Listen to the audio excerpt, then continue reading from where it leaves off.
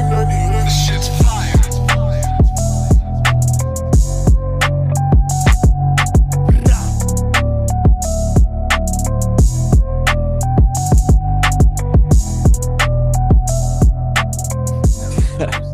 What is going on, everybody, and welcome back again to Pin the Gas Podcast, the show where we cater to your motorcycle racing needs and desires. Today, I am obviously Cool Jules, and we're here with Chris, the whole effing show, Simko, and joining us today, all the way from where we coming from?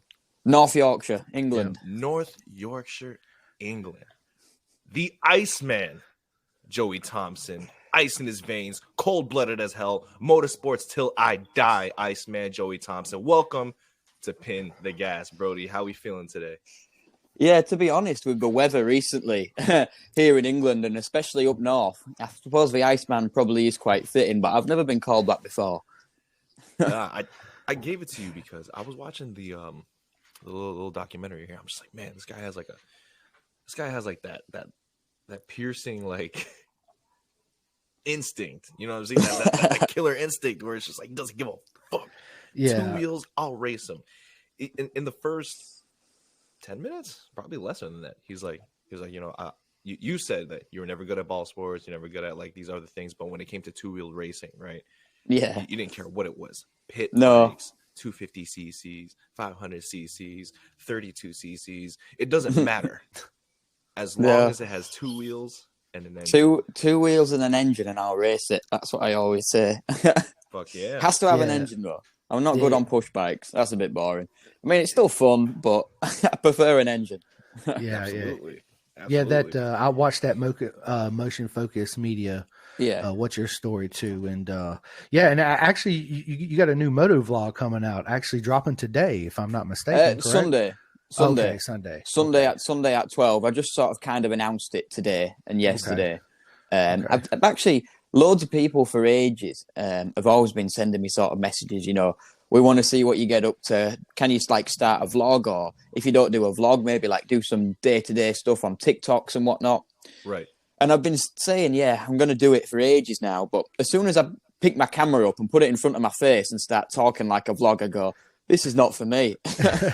I just feel really awkward. So luckily I've got a young girl called Charlotte who's like a university student, and she's going to do all the editing for me and come and do a little bit of filming and stuff. And it helps her out because it's going to promote her brand and stuff and what she's doing media wise. And for me, it just makes my life a little bit easier. I don't have to sit behind a computer screen tapping, because for me to make a vlog like that realistically, it's going to take me all year. It'll take me 12 months to be. I don't know how to edit videos. Dude, that's how I feel when I freaking edit Pin the Gas videos, because it's not really the podcast itself that needs the editing. It's the intros. And I don't know, Joe, if you've seen our intros, but I put a lot into them shits. Yeah, like, they look cool. I watched one with Forrest Dunn that you did, because I know Forrest. Yeah. And that looked really cool, the intro. So, are you excited? Maybe you could design the intro for my vlog, MotoVlog. Shit, man, let me know. Dude, there you go. I put some shit together. I put in music that was like, that's like fitting. You know what I mean? So like, yeah. The whole what's cool about season 2's intro. And Chris, I don't know if you catch this, but in the beginning, there's like a vroom, vroom, vroom, 1998 shit. Yeah. Like it sets off this vibe. Like, yo, we're about to be in Pin the Gas right now. Are you related to Dr. Dre? Damn, I wish. Yo, it is awesome. He is literally one of the celebrities that I dream of meeting and just talking for 15 minutes, because as a businessman, actually, you're a good rapper, Northeast Jules. Rapper. There you go. You're a good rapper. Yeah. Maybe the next podcast you can just spit some bars for the spit bars over our intro. I've done some rapping in high school. Maybe at the end of this podcast, Jules can spit some bars, Joey, for the both of us. Freestyle. What kind of music do you listen? Do you ride motorcycles like outside of the track, right? Do you listen to music? Oh no, you don't. Okay. I don't have a license for the road. I can drive a car. Oh, shit. I drive a car and a van, but Not a motorcycle on the road. No. Oh, Yeah, I'm actually interested in hearing the TT stories every time you went over there in the Ford Focus, and Yeah. and it was timing yourself around it at nighttime, right? Yeah. Yeah. I used to wait until it was quite difficult. So when I was going over there, I was only young. I was like 17, 18 years old. So I've only just passed. And the TT sort of like paid for everything, paid for your flights over there, paid for your hotel. You know, you got unlimited food and beer and whatnot in the bar. And I had to sort of like save myself and like, right, no, I'm not drinking because at midnight I'm going hooning around with TT in this in a Focus. So while everyone else was drinking and whatnot, using the free bar services, I was just sat waiting for the roads to go quiet. Wait, and then before you continue, they gave you free bar services? yeah, well, the hotel it was like all included. Oh. No, I thought it was like, free drinks for all TT racers. Show us your license. When you were going over there, it was. Yeah, when you're a newcomer and they put you up in a hotel and whatnot and take you over there, you get like your breakfast and your evening meal, and I think everything that you had, you just sort of like put it on the account and they must have paid for it or something. I don't think I paid for a single meal or something since I was over there. I'm from Yorkshire. I know you guys won't know this, but if you're from Yorkshire, it means you're as tight as a duck's ass, is what we say. It means we don't like spending our money. Nice, except for on racing. Except for on racing, but that's literally all I spend my money on. But anyway, taking this car over there and wait till about midnight because there's no speed limit on the Isle of Man apart from through the towns and villages. Right. So if you go through like Douglas, the town, or through one of the villages, then it'll be a 30-mile-an-hour speed limit. But everywhere else, it just means do what you want. Mm-hmm. But I used to time myself over the mountain. So the mountain's probably about 8 or 9 miles from Ramsey through to Douglas. So I used to get to Ramsey Hairpin and I had my phone next to me. And I used to tap the timer. This would be about midnight when there wasn't another car on the road at all. Mm-hmm. And see how fast I could get from Ramsey Hairpin through to Douglas. I can't remember what my fastest time was. I'm sure it would have been a lap record, though. It was only like a 1.2 or a 1.4 Ford Focus. I had a little notepad, and it had like some notes and stuff from what I used to take when I was going around with some of the instructors. And I also used to put like my laps from the Hairpin to Douglas. I used to write the time in there. See if next trip over I could beat it. But on my last trip over there, the car, I don't know if it actually blew up, but the car just stopped. I was flat out, full gas, up the mountain, and the car just stopped dead. Oh no! So I kind of just left it out there, and then 2-3 weeks later, when I went back, it was just the car was gone with all my possessions and everything. Oh shit! You lost everything. The famous TT book was gone. There wasn't much in there. There was like my famous TT book. Maybe a couple of pairs of underpants, and that was it. Oh my god, shit! That's awesome, dude. Yeah, that's great. I can see Ford Focus sales. The stock just went up just now. If only someone's probably got that car, because what we'll have done is we'll have taken it to an impound. Because I think I left it in a co-op. A co-op. Co-op is like a shop. Right. Supermarket. Yeah. I think I left it. I cruised down the mountain with the clutch on or whatever. Pulled into some. They're actually called ShopRite in the Isle of Man. It's like their version of a co-op. And I left it there and thought, right, I've got a flight in like 45 minutes, so I've got to go. I'll have to deal with this when I get back. Because flights are expensive on and off the Isle of Man. So I got to the airport, got on my flight, and thought, right, when I'm back over in a fortnight, in 2 weeks' time, I'll deal with it then. I'll ring a garage, try and get it towed or try and get it fixed or whatever. But when I got back, it was gone. So I don't know who's got it now. There's probably a guy driving around in it looking at my notes. Say, I can beat this time. I could use this to my advantage. Yeah, I can use this one to my advantage. You know that they should just sell it to an American, so then we have somebody over there at the Isle of Man. You know what I'm saying? Yeah. Because we need fucking Americans over there. Now, yes, we do. Joey, in the beginning of your little documentary, I fucks with it heavy because like you literally started it off with my name is Joey Thompson and I don't make money off of these. Yeah. And our goal is to make the sport of motorcycle racing accessible to the person down the street who only watches basketball or American football or stuff like that. Yeah. And they don't get the concept of needing money to race. You know, it's not like other sports where, you know, like for example, basketball, they give you a basketball court. Yeah. There's 10 players. You can do that on your own. You can't really do motorcycle racing recreationally at free will. No. So could you like go into depth into like what you mean, like, yo, I don't have no money, I'm self-suppliant, like, could you explain that?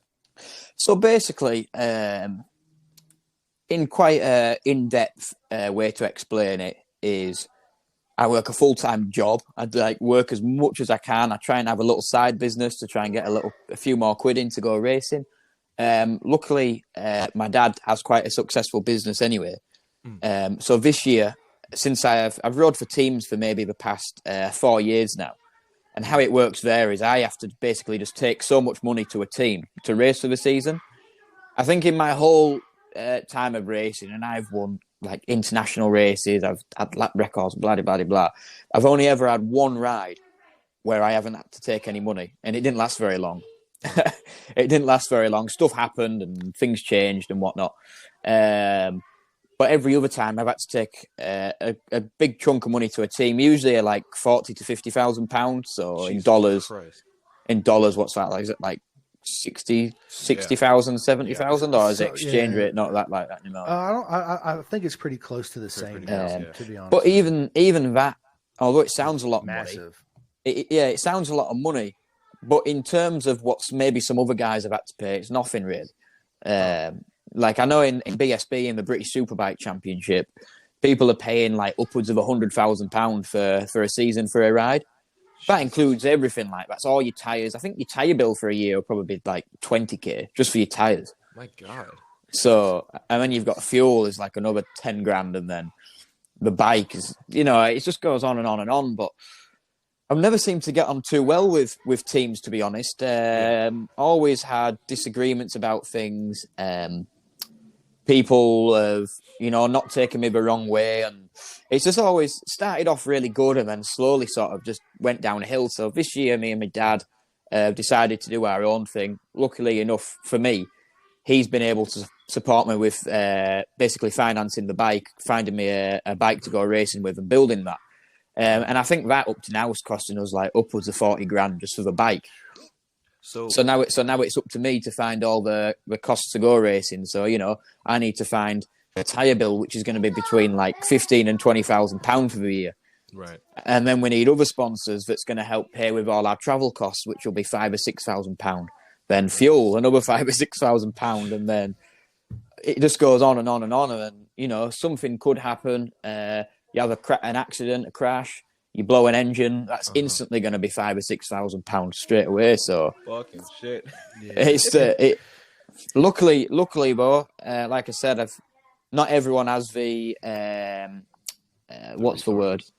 Yeah, well, the resources, but not everyone, you know, has a dad that can buy him a bike. So I've been lucky on that aspect, but like I say, I still have to find £40,000 to go racing on top of that, and that comes through sponsorship and hard work. So yeah. Sorry, is that R6? Yeah, it's the R6. Yes. Yeah. The R6. What year is that? 22. It was brand new a few months ago. We got it back end of last year. Oh yeah, So, before they cut the umbilical cord on him. What do you mean by that? So they stopped making them, have they? Yeah. Yes. Oh, Yeah. Was it only in America they stopped doing that? Yeah. No, they don't make them here either. But we do have there's an option that you can buy. It's called the GYTR race package, and what we've done is like a French company. It might be French. Don't quote me on that. Have basically bought maybe like 1,000 R6s, road going ones, and they've just converted them to race bikes. So they take the exhaust, everything off, sell that to people that need it, and then just sell you with basically not a racing bike, but a bike almost ready to go racing. You need to put fairings on it, your own suspension in, whichever race suspension you choose, and only a standard engine as well. So need that's actually just come back from a engine tuners called FW Developments. They actually get all their head work done over in America at Branson Hines. Oh, very shit. nice. Yeah, so that's Are they our selling them for engines. cheap? Like cheaper? than buying it? I'm not too sure. And I don't feel comfortable saying how much the engine's costing. No, over. you're good. No, you're good. I'm thinking if they're stripping all this shit. Oh, you're on about the bikes. Yeah, You're on yeah, about yeah, the bikes yeah. now. No, I can tell you how much a bike were. The bike was just shy of 18 grand. What the fuck? 18 grand. It's like, hey, Chris, question. I have a Panigale V4. Here's the thing. I'm going to strip everything that you love about it and give it to you bare bones. And I'm going to sell it to you with an extra $5,000 on top of that. Would you buy it? In respect to them, though, they do, fit it with GYTR electronics. So I've got fully adjustable traction control, fueling in every gear. Does it come with clip-ons and rear sets as well? Yeah, it comes with all that. Yeah. It basically comes ready to go. You just need to put whatever fairings and suspension you want in it. I got you. Front and rear, and that's it. So it's not terrible. Very No. terrible. To be fair, I think if we'd have bought a road bike, a brand new road bike, we'd have probably spent the same amount of money getting it ready, and then we'd be left with a load of parts that we don't want. So they basically do it all for you. Yeah. I'd say it's about the same. How much was a road going R6 when you? 16. Yeah, they were like 14,000 out the door. Some of them $12,500 dollars. So probably like yeah. £12,000 for us. So actually out here we have the new Kawasaki you can get for like 10.2. That's Is like it the cheapest 600. 636 though. 636. Yeah. I think I'm pretty sure you can buy a 600 version of it too, if I'm not mistaken. I thought they stopped producing the 600, but definitely have here. Might. Okay. I think in BSB, in the British Championship now, they use, because no one liked the 636 chassis. Something was wrong with the chassis, so they ended up putting the 636 engine into a 600 chassis somehow. Jesus. Right. And I think that's legit now. You're allowed to do that. I have a 2011 ZX6R. Yeah. 600. So that's what I like I'm pretty sure you could. Yeah, I'm pretty sure you could just shove a 636 motor in it. Yeah, I'm not too sure because I've been out of like British Supersport Championship for a while now, but I think that's around what we're doing. Or we're doing something similar. So as a competing racer, Joey, you don't like take any time like watching MotoGP or BSB? Yeah, I love MotoGP. Watch pretty much every race. Pecco Bagnaia. There you go. Pecco. Martin. Right. I'm stuck between Pecco and Jorge Martin. Yeah, let's go. Jorge's a beast, man. Jorge is a beast. Yeah. And honestly, man, I like Pecco too, man. But I think that Enea is actually going to beat him this year in MotoGP. Yeah, probably. But I think Martin will win the championship.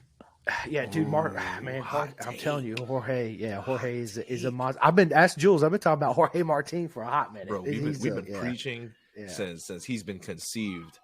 Yeah, like we were like, bro, Jorge Martin is that guy. It's funny. In 2013, me and Jorge Martin were at the Red Bull rookie selection together at Monte Blanco in Spain, and we were actually on track together, both on the Red Bull bikes in 2013 when I was 14. Yeah, about 14 years old. Believe it or not, the whole Red Bull rookies thing is all corrupt.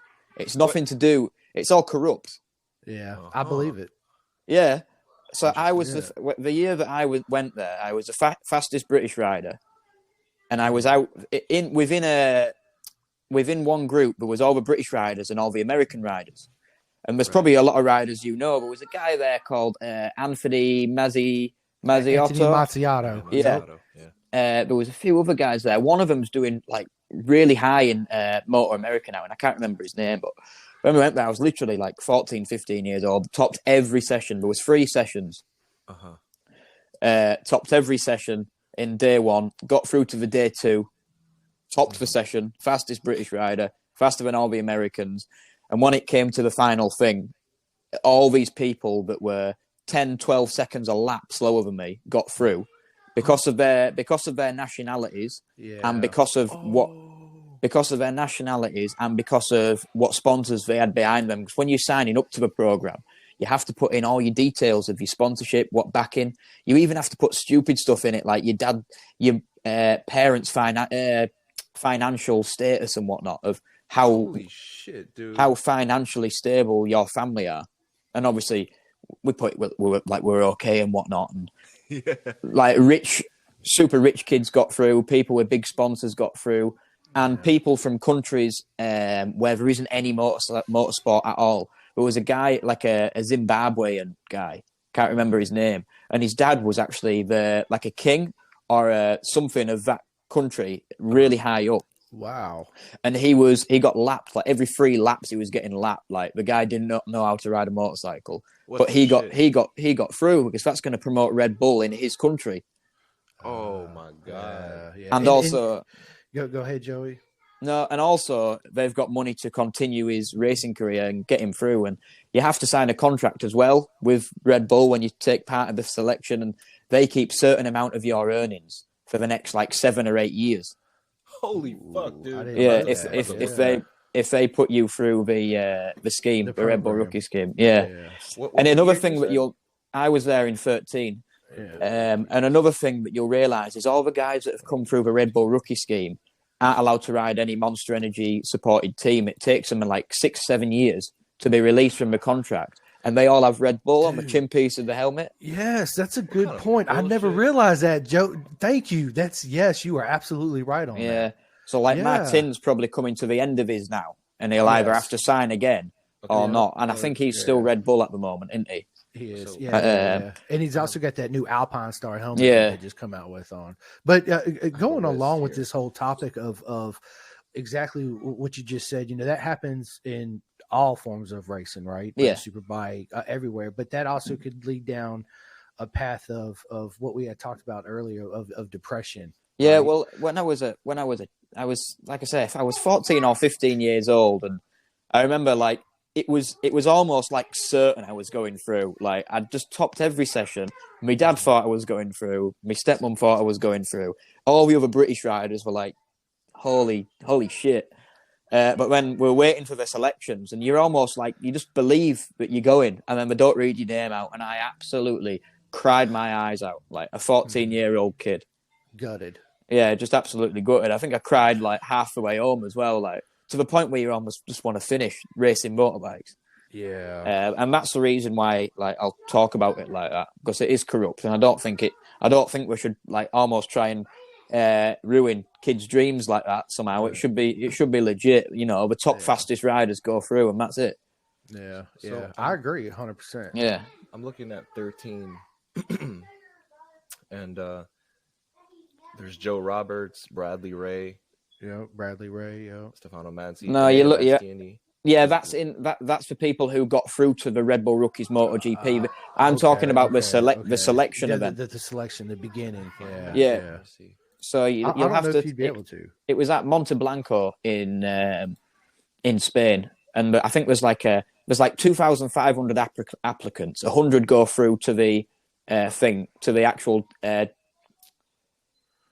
To the selection day, and then you ride for one day, and then a final 30 or 40 go through to day 2. And like I say, I got through to everything, good to go, and then they fucked you in the end. Yeah, so that's and it's young kids as well. Like, and I was a fairly old compared to the mainly all sort of like 12, 13, 14. Right. And it's just crazy how but I suppose it is what it is. It's the same in all motorsports. So with that being said, did that like. Actually, or before I get to it, just to explain, the Red Bulls Rookie Cup would be the equivalent to the NBA Draft Combine, right? So the rookies, they go into, there's like 120 rookies coming from college, from different colleges all over the country. Similar. Yeah, they go into like I think it's like a week of like camp. They test their jumping, they test their running, they test their skills and abilities, and then they're based on that. Based on how well they do there, they get put into different teams, and then it increases their draft stock.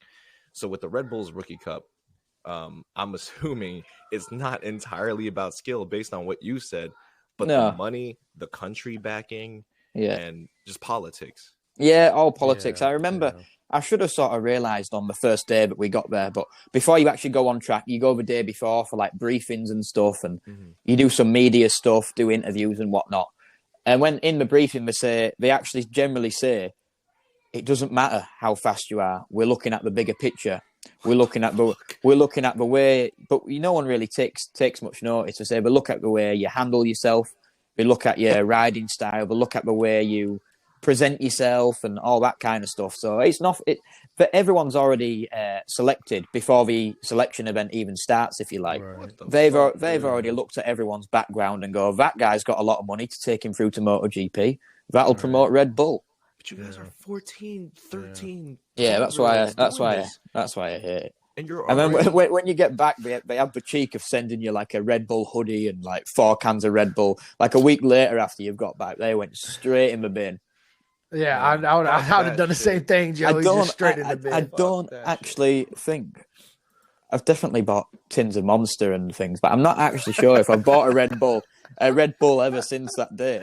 I wouldn't have either. I wouldn't. That's awesome. That's a great story, man. In America, we're kind of doing something like that with the North American Talent Cup for the Aprilias, the 250 Aprilias. So I think that was like our little. So we had the exact same thing, but with Aprilia 125 2-strokes called the Aprilia Super Team Championship, and that ran for maybe like 20 odd years. Casey Stoner did that. Danny Kent, all these guys, and it was like a one-make series. Every bike had to look identical. And I did that championship for 3 years. Just have a look on YouTube. It's called GP Racing Dream or Aprilia Challenge or something like that. And it's really cool. I suppose it's similar to your the cup that you've got. Cup, yeah. I kind of want to ride on one, but I feel like with my 6 foot, 230 pound frame, I feel like I'd smush that bike in half. Yeah, it'd be good fun though. Yeah, it would be. I agree, Joey. It'd be a lot of fun. Do you have much supermoto around you? Yeah, we do got supermoto around us. Yeah. Over there in Oklahoma, they ride a lot of supermoto. In Florida, they ride a lot of supermoto. Yeah. In Virginia, down here at VIR, the kart track, they ride a lot of supermoto, but it's not like televised or anything. Like that, right? I don't mean racing. I just mean it in general. Do a lot of it. Yeah. I see on Instagram and whatnot. You've got like Josh Herring and Brandon Pash, Gus Rodeo. I mean, it looks really, really good, doesn't it? The backing in and whatnot, but it is just all short. Yeah, it's not going fast. No, it's just cool. Yeah, it just looks cool. And it gets him supermoto, right, Joey? Yeah, I got one not long ago. Not a big bike like that. It's just a CRF 150, 150R. With slicks in it, and I try and get out on that like twice a week now. It's really good training. There's an indoor track, and I don't know what the indoor go-kart tracks are like near you, but ours are literally like tiny, like not much bigger than your house. Yeah, indoor tracks. Yeah, for go-karting. Right. So where I'm at, I don't know about Chris. So I live in New York. Right. Where I'm at, they opened a new go-kart track that is freaking huge. Yeah, it's two tracks because they do it big in America. It's 2 tracks and I think on only Thursdays they combine these 2 massive tracks to have one. I have I have the results on my Gmail. I did pretty fucking good for a 230-pound guy. So like. Nice. Go-karting is decent here. Decent here. I was just saying the go-karting, because we take the supermoto bikes on the indoor go-karting tracks, and like I say, over here they are tiny. Like I'm only using first and second gear on my 150, so you can imagine it's only a 20 horsepower bike. We're only doing like 30 miles an hour. Right. But the slower you go, the more it hurts when you crash. Yeah. When you crash, that works. Yeah, when you crash on the fast corners, you're all right. But if you crash at like a 10-mile-an-hour corner, you just it hurts so much. Just feel everything. Yeah, I'm going out tomorrow, but to an outdoor track tomorrow, about just over an hour from where I live. Isn't it cold over there? Very nice. Like 4 degrees. Holy shit! And you still go 4 around degrees. Track with that shit? Yeah. I'd be freezing my ass off. Still ride outside. Yeah, I know that's right. That's dedication. I love it. Oh hell yeah! It isn't that man for real. It is ice, man, and that's actually fairly warm. Recently, it's been like -4, -5. Oh, hell no! Obviously, we don't ride below like 2 degrees. Otherwise, that's just stupid. But right. Anything above 2 degrees, I'll go riding. There are people here in America, especially on like those giant Harley baggers, that ride no matter what the weather, yo. Yeah. Those guys. Like, my mechanic, I've just been with him today, and he's the exact same.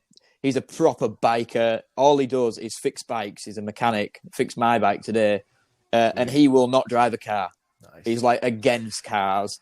He might listen to this podcast. He's called Moto Joe. And one day I was dropping my bike off, and he met me there on Boxing Day, the day before Christmas. That's dedication. And dedication. And it was -5 degrees, like complete ice. And he rolled up on bike. Rolled up on the bike. He had like 7 layers, and I was like, "Holy shit! Do you not drive a car?" And he's like, "Nope, cars are for pussies." And he was like, "I see that, right? Yeah, holy shit." That's awesome. That is gangster shit. So, tell me about your Scarborough race in 2021 in the lightweight with the Yamaha 250. Oh, the 250 is amazing. It's my dad's bike again. He actually bought it as a little bit of an investment. Someone was selling one really cheap, and it was like one of the last 250 5KEs to ever be produced. It's like a 2006 or something, and they stopped producing them in 2006. And even then, they were only producing maybe like 10 a year or something like that. Right. And I think it's just a really good bike, and I've had lots of success on that at Scarborough. I seem to ride 2 strokes better than 4 strokes. I think I've had something like 32 wins, I think, at Oliver's Mount, Scarborough on that bike. This last year didn't go to plan. We had an issue with, I think it was like the ECU or something like that. Either the ECU or something electrical. Could have even been something to do with like a quick shifter wire. But it was something that was terminal, and we couldn't solve it in 2022, so I had to sit out that one. But yeah, I won in 21. I won in 2020. I could go on, but I'll just sound big. You won in 2021 though from the back of the grid. Oh yes, I did. Yes, from the very back of the grid. You pulled a Pedro Acosta, right? Yeah, you won from the very back of the grid and won. I want to hear that. I completely forgot about that. So what happened was they changed the qualifying, and it wasn't actually in the regs, so it wasn't really all my fault. So usually you've got I can't work it out. Usually you've got 2 timed sessions. You've got like a 4-lap time practice and then a 6-lap time practice. And it was usually a best of the 2. And I went out in the first one, set a lap to like bank me in. And then it rained or something. It rained. Yeah, that was it. So I didn't go out in the second one because I've already set my banking lap time in the dry. Mm-hmm. But something happened, and they said, no, that was just a free practice. And it was never usually like that. So you haven't set a lap time at all for the race because you didn't go out. I gotcha. They could have even just said, yup, you haven't qualified. But they didn't. They said, you have to go to the back of the grid. We did kick off a little bit and say, look, it is going to be a bit dangerous, me setting off from last, because no disrespect to anyone there, but maybe the guys on the back row or something were lapping like a whole minute a lap slower. So luckily I got through everyone and off the line. I can't remember massively because I ride like 3 bikes at Scarborough. I was riding like a twin, a 250 and a 600, but I remember being a bit angry, a little bit of red mist and that. And my dad in the holding area waiting to go. There was Lee Johnston on front row, Jim Hind, some other fast guys. And I was sat at the back, like 25 guys in front of me. And I was like, and my dad just tapped me on my shoulder and he goes, you'll still win. I was like, really? And he was like, just do your best. And literally, I was second by turn 2. No, I was third by turn 1. Oh my god! Third by turn awesome. 1. Holy shit! Third by turn 1. Second by turn 2, and then because I was quite far back from that time that I'd lost in the first like 3 turns, Lee Johnson had actually pulled like 5 or 6 seconds. Yeah. And it took me about a lap or 2 to claw that back in, but got past him and still won the race by like maybe 10 seconds or something like that. That's what I'm saying. You killed it. You murdered it. Yeah. I always That's seem awesome. to, when that bike runs right, that always seems to happen. Right, because without sounding big-headed, but I've got the results to back it up with that bike. Oh So hell No. yeah! I Back think it's that shit up, bro. perfect. Yeah, With your yeah, dad- absolutely. With your dad behind you and your dad being there. What's that like? cool. Really, really cool, but What's it like also to have a father? sometimes terrible, but Yeah. sometimes also really cool. I think me and my dad have got like the typical motocross style dad and son relationship. Like he knows best, I know best. Right. Nah, Do you know what I some mean? conflicts here. Yeah, Nothing's ever good enough from both parties. Either I'm not. It's never really down to performance related because he doesn't really care about that. As long as I come back safe, really. I don't think he's Right. too bothered about performance related. Right. Yeah. But I always know best, and he always knows best. Sometimes it works, sometimes it doesn't. Absolutely. Are you still a Guy Martin fan? Uh, From that story when you was little for the autograph? I wouldn't say.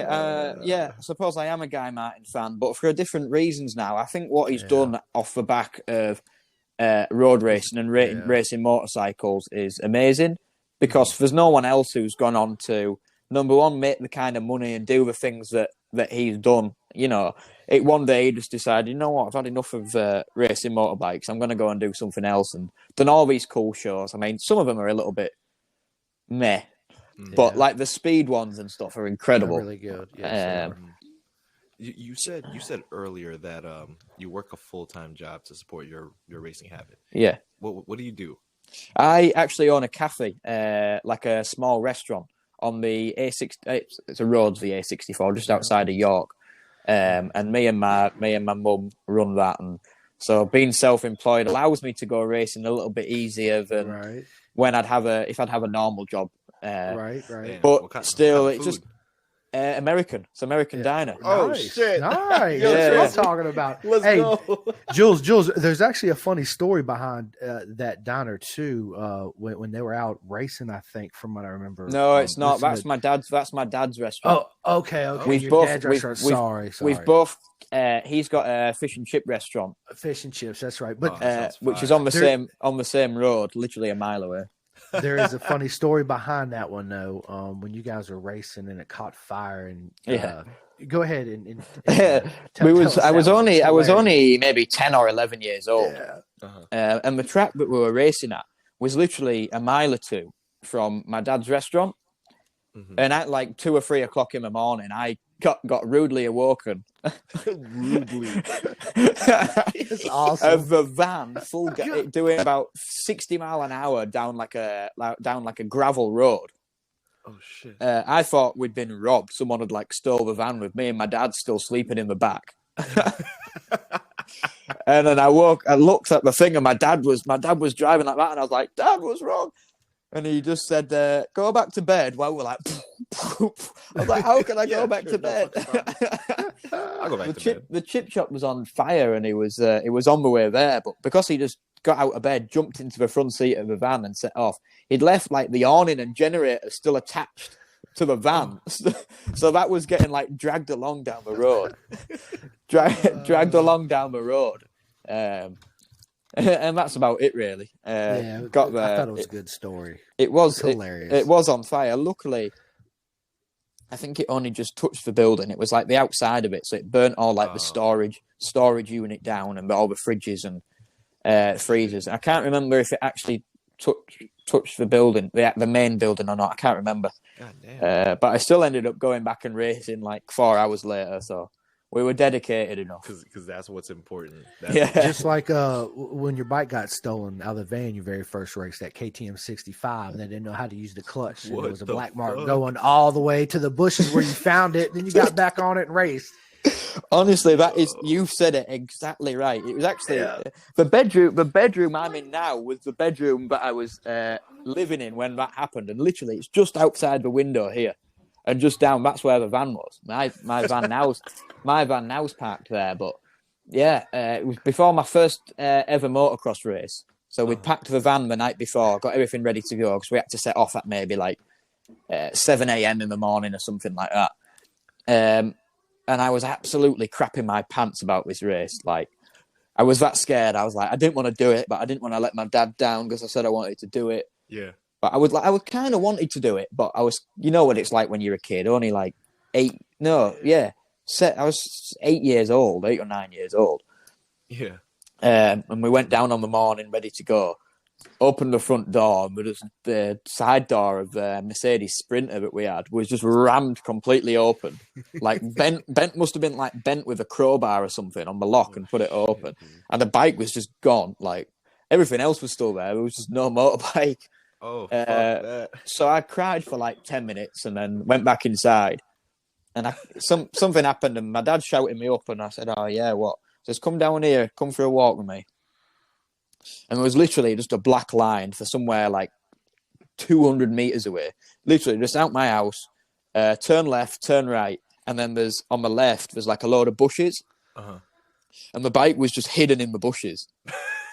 But there was a black line the whole way to the thing. Way, yeah. Oh my god. And we didn't even do it. We weren't like, it was weird at the time. I don't think we'd phoned the police or anything. We were just like, oh, well, there it is. Put it back at round and off we went. And I was like, off racing again.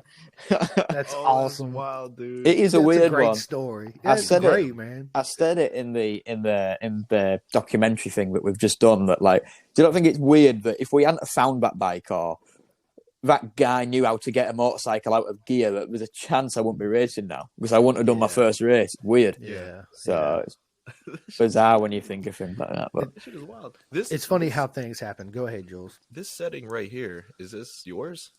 well, that's our. I live with my dad. Yeah. And outside our house, we've got. It was originally supposed to be a cinema room to keep my stepmom happy. But after about 2 weeks, there was only enough films that you could watch in there, and it got turned into a bike room. Whereas there must be about 15 motorcycles in there. 15 motorcycles and probably over 150 trophies. Jesus nice. Christ. He's just Yes, racking that's them up, man. awesome. Racking them up. Freaking, Straight racking them up. have you... So, go ahead, Jules. My bad. Go ahead, No, Chris. go ahead. Oh. I was gonna go ahead, Jules. Sorry. It's all good. No, I was just gonna ask just a shot in the dark question. Is there anybody that, or do you have any sort of knowledge on anyone on Moto America? No, Not really? Brandon Pash, but I raced with him for maybe like 4 or 5 years in England in the same class. Danilo from is he Motor America? No, we booted him out, bro. Yeah. Is he in He's back in World Superbike. Oh, has he gone to World Superbike? Yeah. That was a trip, bro. Oh, sorry. One of my friends that I actually went to school with moved to America to race motocross, and he actually started racing Motor America, called Bradley Ward. Very nice. Have you heard the name? No, I have not. Brandon Ward, he's actually like retired now because he kept having so many injuries. But it was a black and red team. They had a massive rig. They were sponsored by Fly. Okay. Oh, Okay. I do remember Fly. Yes, I do. I remember Flash. I can't remember the name of the team, but he was kind of like to do with the running of that team, I think. But Very nice. Shit. Damn. Would Would you ever consider racing over here if you had the believe opportunity? it or not, I was actually one year going to come over and do that. We were talking with Bradley about going over and like riding one of his bikes and that, but it's just all too much of a big task with like insurance and medical cover. That was the main thing. If I got injured out there, I'd be pretty screwed. Like, and also it's like a full year that I've got to take off work and whatnot. I actually think if something did happen, I could actually race the full Moto America Championship and still go to the TT. So I don't think it clashes at all. Bro, fucking come over here, man. No, I don't think because we had VIR was in May and they canceled that one. So May, the whole month of May is wide open. Only reason I know that is because Bradley Ward at the time was racing the full Moto American Championship, and he actually came out to the TT for the full thing to watch and support me and whatnot. So I knew somehow we didn't clash in Yeah. Yeah. I realize that Moto America is really recruiting a lot of foreign talent, you know. Yeah. It's coming over here, just giving our homegrown kids a run for their money. Yeah. Which I think is good, man. Like, no, it's good. Like it's the same over here. We get Americans coming over here, and mainly like Australians. They seem to be quick. Yeah. Get some young Australians coming over, but road racing's a little bit different. I think I don't know how many Americans have actually done the TT, but I know there's only one doing it as it stands now, and I can't remember his name. Mark Miller, I think, is the fastest still American around the TT, if I'm not mistaken. Is that saying much? Is that saying much, Chris? I can't remember the last year he rode the TT, to be honest with you. I'm gonna have to look it up. I think it will be before my time at the TT. Yeah, it is, Joey. It is. And also, man, I was listening to Dave Neal, his podcast with you on it. We're friends with Dave too, but we touched on what you guys did about your diagnosis with Asperger's disease. Yes. Yeah. And how it affects you also in a team setting, right? You was talking about the tables being prepared and just everything to make the rider the most comfortable. Mm-hmm. But now, obviously, if you're going into the next season with just you and your dad, that's all that's pretty much handled. Yeah, I mean, it's kind of like one or the other for me. I think we kind of have to literally revert back to the very, very basics, and it literally just be a van, our bike, and me and my dad. And I quite like that kind of setting. And I always seem to ride best because there's no pressure. Like, no one expects anything from you. Right. As soon as you start riding for a team, although no one specifically says to you, you have to do this or you have to perform or whatever, the whole atmosphere just makes you feel the pressure. When you've got, a lot of people on full salaries, around you, and,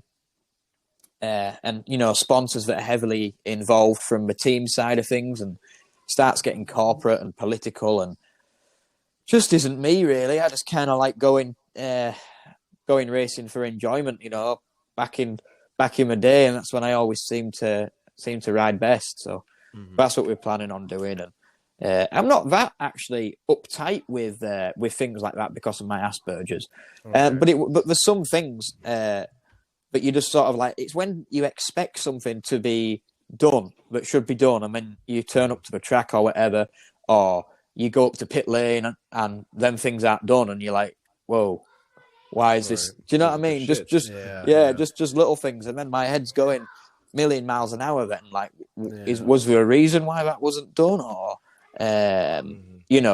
is it because they don't think I'm correct, or all that kind of stuff? So, or I wonder what else is not done if that's not done. Exactly. If they haven't done something, a simple task like that, which we all agreed we were going to do. What about these other 15 things that we were going to do to either the bike or, that's the main thing. So you talking about like going independent versus being in a team. From your experience, does having an independent team mean like the grass is greener on that side? Like, there's obviously its pros and cons, but do you feel like it's an overall pro? Depends, really. Like, there's obviously we're very restricted to what we can do. Sure. But we can do enough right now for what I need at this stage. Like, I think, we're only running one bike. I might ride a super bike if they're a different team. Yeah, I'm not too sure. Nothing's been confirmed. It's all down to funding, really. So obviously, then I leave that to them, to the superbike team, and I can just focus on my own thing. But we'll never be able to do any more than one bike because it just takes too much. I mean, even now we're going to have to employ someone for the TT, to come and help out, and then we'll still probably need like a helper that probably isn't getting paid. Do you know what I mean? Mm-hmm. Just to help with running things about, and because it's a big task. Like, it takes, I'd say, to just run one bike, you need at least 3 people, not including the rider, to do it safely and less, with as little stress as possible. Right. Is the TT in your plans this year? Yeah. So the plans this year are to do the first 2 rounds of the BSB Super Sport Championship, then the Northwest 200, the Isle of Man TT, and then I always try and like to say after the TT, we're then going to reevaluate what we're going to do with the second part of the season. Have a bit of an idea. Definitely going to go to Macau, Macau Grand Prix again. Yes, I'd like to hear about that, Joey. Tell us your experience about the Macau. Macau. So it was my versus the TT, right? Because they're both road courses, right? But I do want to hear your experience of the Macau too as well. Right. The TT's far superior in every aspect, really. Right. But Macau is just different. There's something about it that's different. It's like Formula One-esque, style. It's you roll up to the track, and you're just treated a bit like royalty. You'll get picked up from the 5-star hotel that's all paid for and everything, and you might go for a nice swim in the morning and steak and eggs for breakfast and all that kind of thing, and then we'll shuttle you to the track, and it's pretty cool.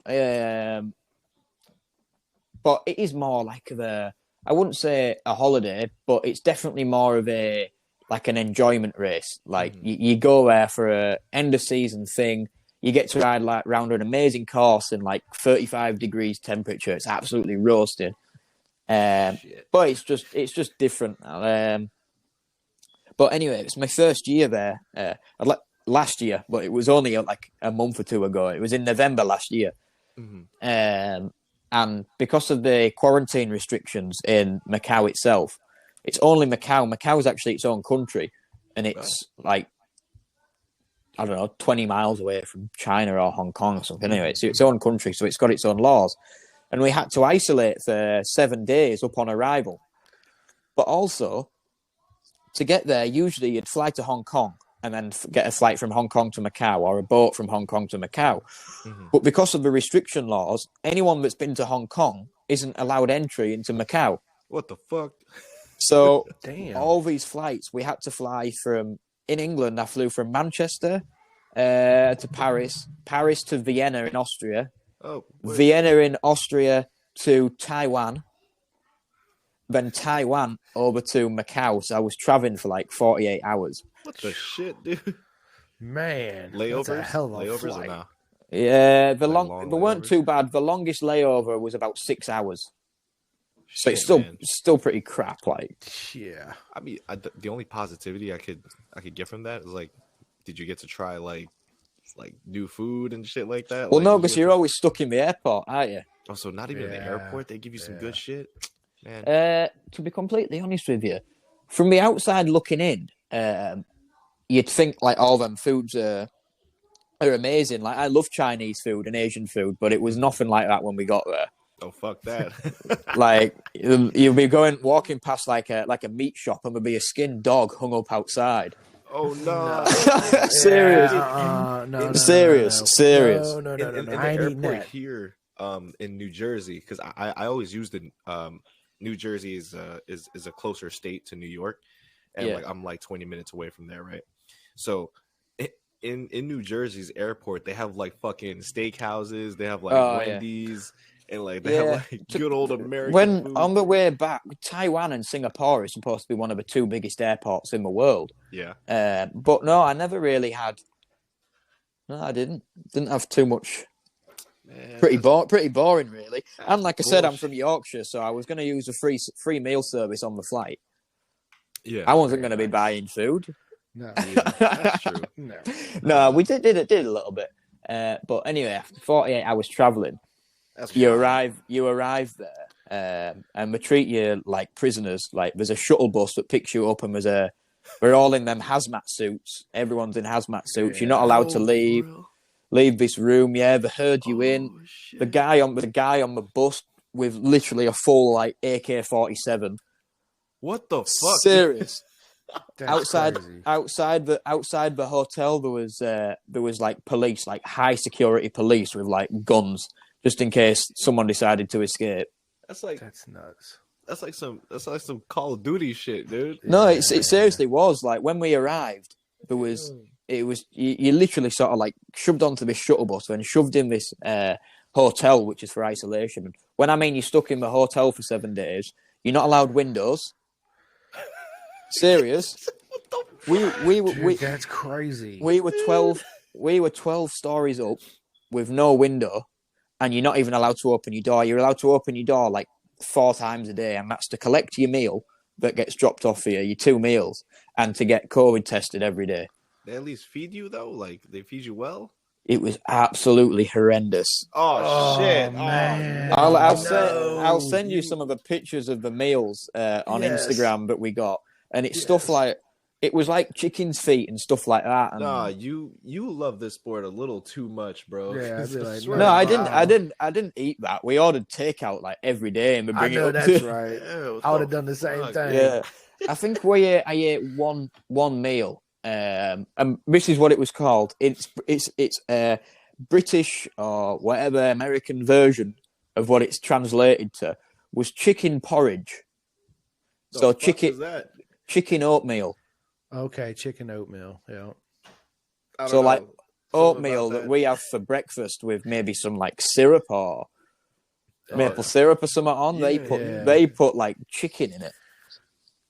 I don't know. That's half of me says that shit sounds disgusting. The other half of me is like kind of interested. Maybe good with hot sauce in it. Yeah, I tried. Yeah. Don't get me wrong. I'm not like one of them people that didn't try anything. But on the first day it arrived, and it was like a chicken. It was like it was either like a pig's foot or a chicken's, some kind of foot. That was just sat in this little takeaway box with like some brown sauce over the top of it. It was horrid. No. Absolutely not. No. That's just prison food, my boy. but the actual riding on the track, man, with those walls being so close, do you feel like it's more tunnel vision racing on that track versus the Isle of Man? Until you get a bit of a scare and something goes wrong, you don't really notice. You don't really notice what it's like. It kind of took me until I missed a gear once. I hit a false neutral going into a corner, and it was up, and that was in the second practice or first qualifying or something like that. And it was up until then that you actually realised how dangerous the place was.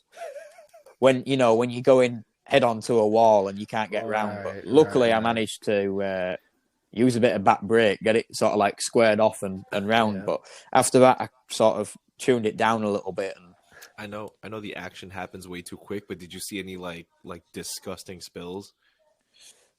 What, on motorcycles?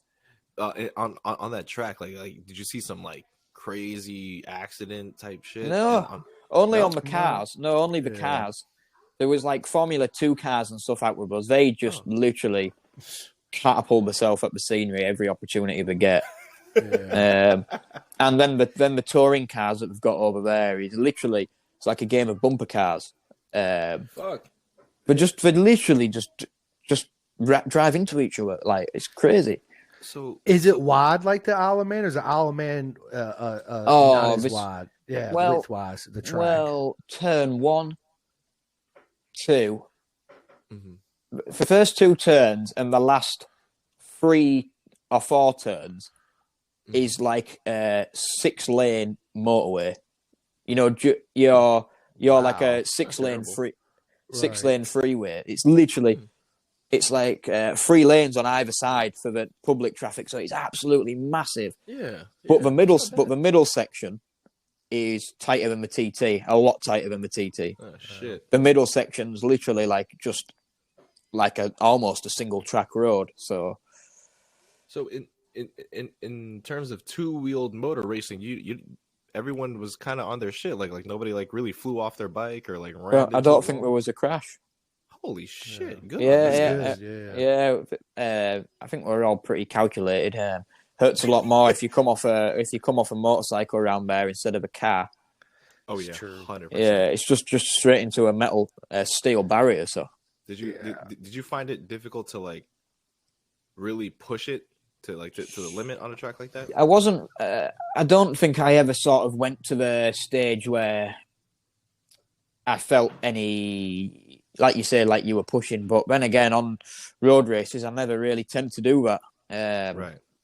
I think with road racing, it just has to all come to you naturally. If you go out there like a bull in a china shop and start, hitting walls and tucking the front and stuff, you ain't going to be road racing for very long, are you? So Do you enjoy the short circuits or the open road racing? Road racing a lot more than short circuits. To be completely honest, I've seen my time with short circuits and don't really get any. Don't get me wrong, I love going around and riding my bike, but as far as getting a buzz is concerned, I don't get anything from circuits anymore. It's just they all serve a purpose. You've got to do them before you go road racing to get your signatures, and you've got to do it for track time and bike time. Otherwise, you'll get to the TT and you won't have ridden your motorcycle. So it takes. It is, no, get me wrong, I do enjoy it, but it's not like it's.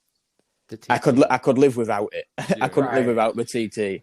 Yeah. So, how explain to us actually what steps does it take to get it? Because you got to get it accepted to the TT, correct? You can't just sign up for it. So, what exactly do you got to do to get accepted to the TT to qualify?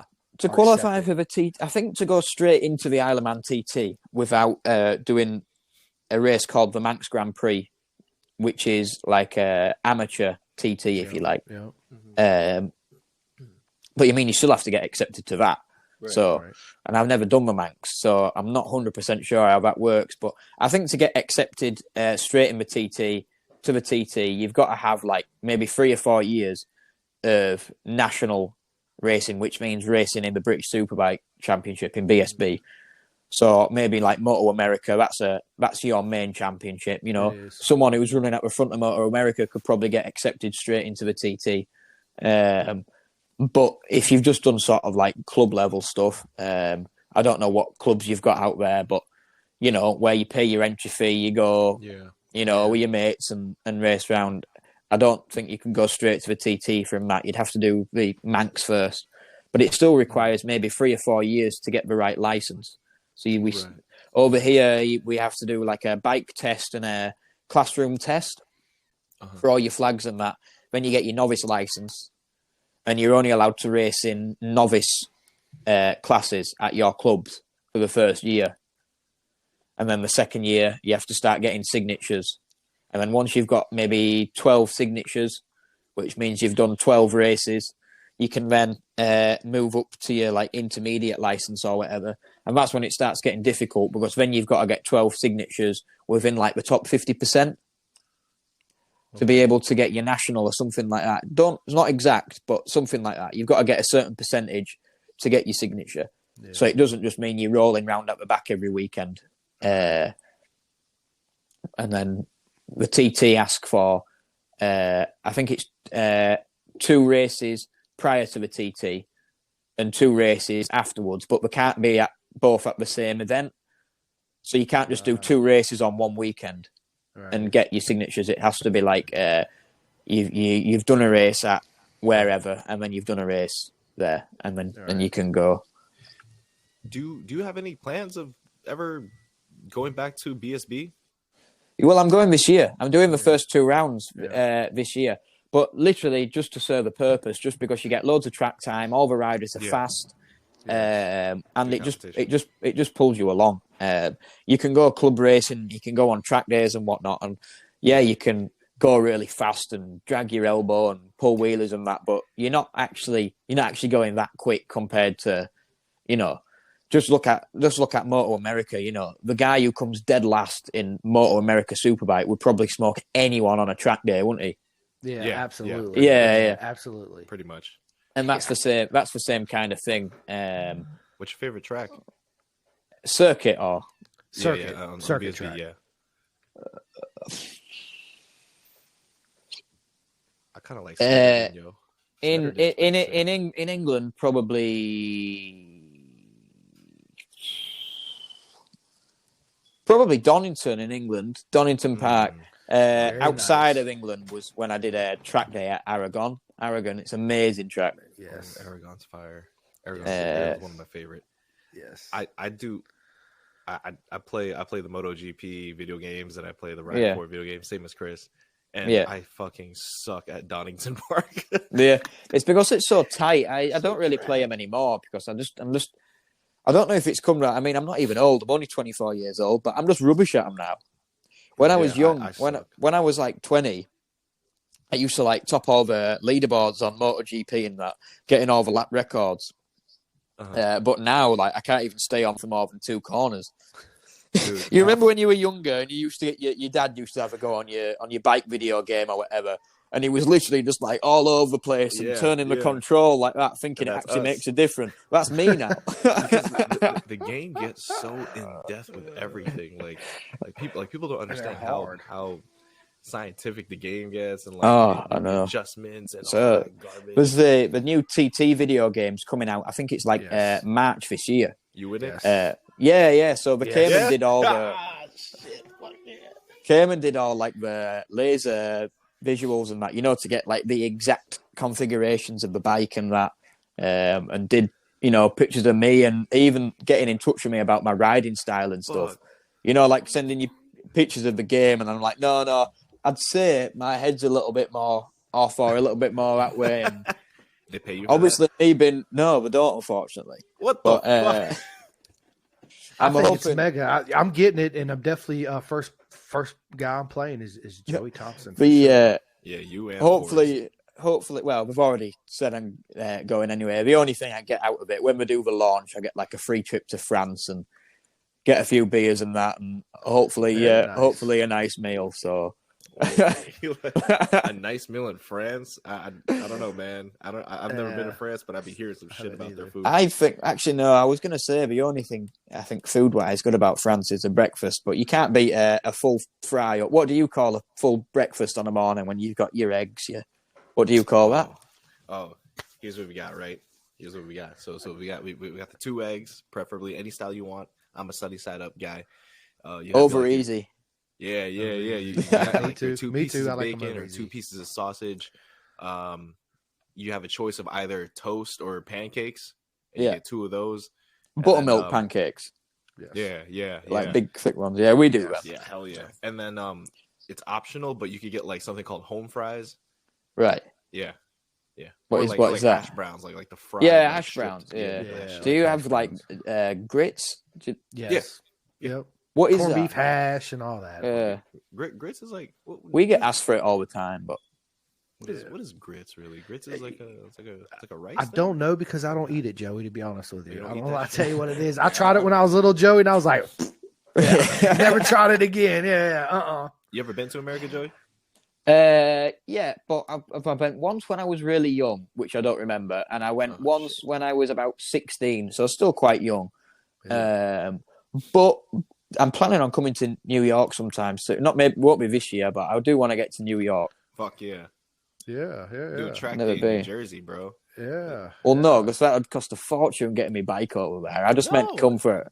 There could be people here, man. Like they probably know who you are. Like, hey, line up. Yeah. Well, you sort me the track there, Ben, and I'll come over. I'll show it right. Yeah. Deal. How far are you from Caldwell Park? An hour. Okay, because I'm going there in August for the British Superbike. Dave told me. Yeah. Dude, I want to see all those guys. Like it's in what is it, Chris? August? Yeah, August. All right, so hopefully, so school hasn't started for me then. Okay, so hopefully I'll be making school. How old are you? I'm 28. You still at school? Yeah, I'm pursuing my master's in social work. All right. Is what school sort of what you is that a school or is that college? College. Yeah. So it's kind of like we'd call that university. Like university over here. Yeah. Okay. Yeah. For here it's there's a community college which is like a small like independent college, and then we have when we say university we think those like big fucking dorm schools and shit that you see in movies like American Pie. You know, that's what we classify as a university. But then like the people, my friends who live in the UK, they're like, yeah, I go to university, and I didn't know that university was like a blanket term for what college is. Yeah, for us, it always looks cool. Is a big deal. Like, hey, I go to the University of Texas. Like, holy shit! Like, you got money like that? Damn. Right. You know what I mean? Yeah. But yeah. I mean, I aim to join Mr. Chris's show Simko with Dave Neal over there in freaking BSB, because like the guests that we've had and like the people that interact with us and on the Pin the Gas page coming from the UK, they talk so much big game about it. I'm like, I can't wait. I can't wait to go. It is big, man. I'm a big British Superbike fan. I've been watching it for a lot. To me, that's back to the roots of the racing, man. Because there's not a whole lot of traction control, and there's not a whole lot of electronic assist in British Superbike. So it's all down to the rider, right? More than electronics. Absolutely. Now, before we close out, boys, because we did reach an hour and 10 minutes, I just wanted to ask: is there anybody that has like a name? So like your Bradley Rays, your Kyle Rides, or anyone of that nature that is in your DMs that you constantly talk to time to time? Not really. I should say I'm a bit more of an unsociable person. I speak to Bradley Ray now and again, but nothing. We don't chat, if you like. Maybe just reply to a couple of Instagram stories and whatnot. Right. No, not really.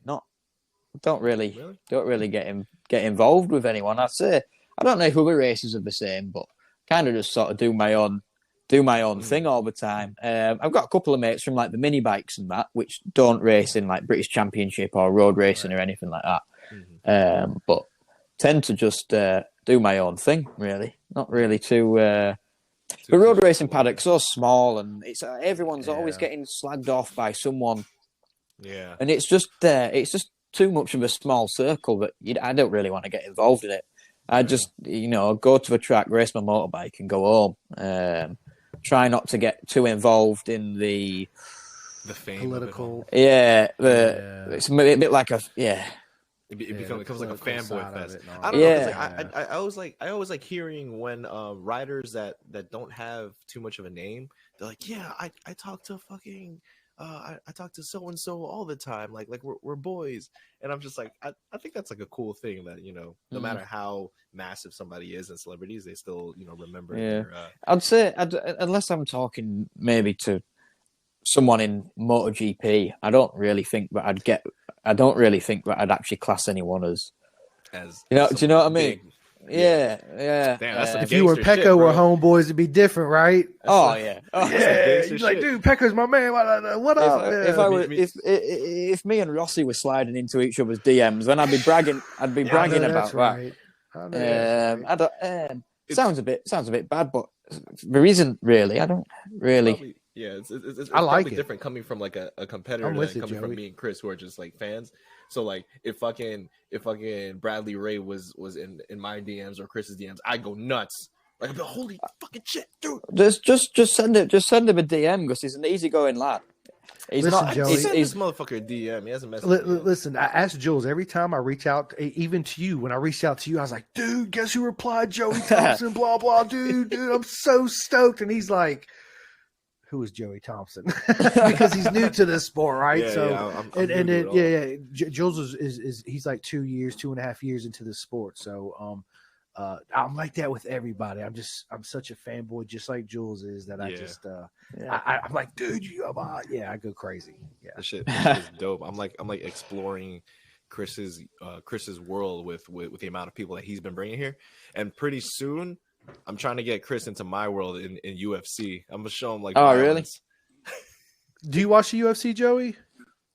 Not really. If it's like a big fight, like Connor. Well, Connor's I'm not too keen on him. I watch Paddy's fights. Paddy the Baddy. Paddy fucking Pimblett. Yeah, I think he's a cool guy. He's left a bad taste in our mouths with like some of the shit that he's at. But anyway, yeah, Paddy Pimblett. Who do you like, Jules? I thought he was mad cool. What's up? Who do you like then? Who's your guy in UFC? So even though Joey doesn't like him, I was a big. I watched Connor like when he was coming up, when he was like young and hungry, and I just think that his striking is like fucking clean as striking can get. Unfortunately, he's a bozo outside of the octagon. Like he's a fucking he gets in trouble with the law a lot. Now he has like another allegation with some domestic assault on his yacht. Like he's a problem child, alleged, but alleged. Yeah. So like I'm trying to branch Chris into my world, because the world that Chris is living in, I'm enjoying this shit. So meeting people like you, Joey, meeting people like Forrest Dunn, Dave Neal, fucking Boris from Australia, potentially Donovan Ferrer from South Africa. Like, I'm meeting so many fucking people that just have a mind and a presence in the sport that is just mind blowing. Like, I fucking love it. I'm here. I'm in it. You see this guy right here? This guy right there. Who is that handsome chap? Yeah, who is that guy right there? Yeah, He's on yeah. Dave Neal's podcast, bro. Yeah. Right? That was Dave Neal's. He looks a bit like a DJ with them headphones on. He does. I was thinking that, man. Get a turntable in front of him. It is. It is Dave Neal's. What the? Are you guys like a cafe or some shit? Like, yeah, it's in a place called Weatherspoons, which is like the lowest of the lowest class. Like, I don't know what yours would be in America, but it's a bit different. No, because that's like fast food. It's like people will go drinking there on a night, and it's like the cheapest beer that you could ever get. Bar. Like a good fucking time. But it's a chain. It's called Weatherspoons, and there's one in couple maybe in every town, and it is like literally McDonald's. Like, because they just buy everything in bulk and whatnot, but by massive buying power, but can charge like £1.50 or £2 a pint. What? Yeah. And any other pub, it's probably £5 a pint. Chris, write that down. We're going over there. I got you. Weatherspoons. There's one. There will be one in like a couple of miles from Cadwell Park in a place called Louth. Oh, Chris. Lauth. In fact, I've been in it. There is definitely a Weatherspoons in Louth. Dude, Joey, we should link up when I come out there, dude. Yeah. We should get together, man. I think the Cadwell Park round actually at BSB clashes with the Classic TT. I think. Yeah. Oh yeah. When we're out there for the Classic TT in August, yes. But it doesn't clash massive. It doesn't clash massively. I think it's like the BSB weekend is like the start of practice week. Okay. All right. I can't remember how it works. I can't remember how it works. Right. All right. Well, we'll figure it out. Hour and 15. I'm gonna call it time here. We don't want to take too much of your time, Joey. Thank you so much for hopping on the show and like telling your whole story and like shit that you've seen. We love that. It's Pin the Gas. Before I close the show off, Chris, is there anything you would like to say in regards to Mr. Iceman Joey Thompson over here? Joey, man, it's been an honor again, and a privilege to have you on, and hopefully we can have you on in the future again. Yeah, no, really, thanks for having me, guys, and it's good to try and promote myself, especially to America as well, to you guys, and yes, absolutely. Hope you've learned a little bit about me, and absolutely can watch the vlog. It's called MotoVlog. It's my YouTube name is Joey Thompson TT. It's the same for that Instagram and Twitter as well. If you want to, I'll definitely follow. If you want to see a bit more about me, then hop on there. All right, absolutely, dope. Cool. I will post those links in the bottom down below. Anyway, nice one. And make sure you leave this app open for about an hour. Yeah, before so you can close fully render the video. Yeah. On your end, Joey. Okay. All right. Yeah. All right. Thank you guys so Joey, much for tuning in. I appreciate Mr. Iceman Joey Thompson for hopping on. It's been a wonderful time. Can't wait to have him back on again. We always encourage our guests to come back the second time. Till next time, I am Cool Jules. That is Chris, the show Simko, and one of the greatest guests that, in my opinion, that we had with amazing stories, Mr. Iceman Joey Thompson. Thank you so much. Please like, subscribe, leave a comment, because any criticism is good criticism. On that note, cool.